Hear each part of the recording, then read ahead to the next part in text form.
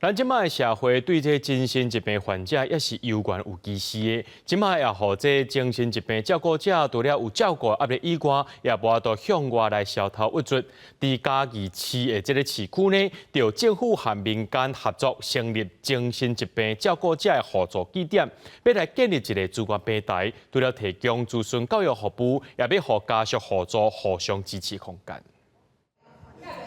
家属之间互相分享照顾厝内精神疾病患者的问题。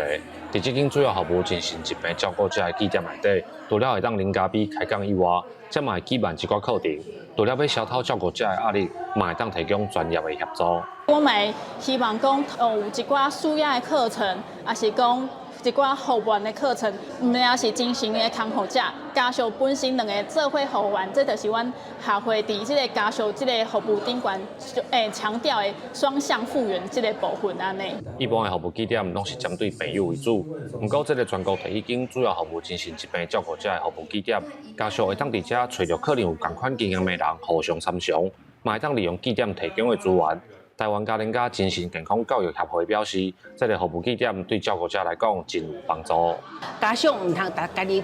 关伫个厝内啦，关伫个厝内对你无任何的好处，啊对你无好处，对你厝里看病迄个人嘛无好处。好，所以呢，有这样子的咖啡馆的话呢，等于是他可以得到一种 及时的资源，咱厝拢有一个需要照顾的，因为咱台湾人本身对这种的观念拢就是较行袂出去啦。来遮可以互相有一些交换交换的咱的照顾的迄种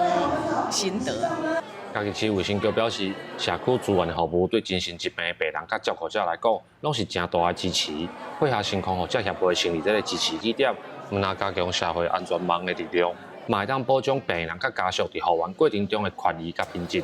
记者林慧婷，嘉义报道。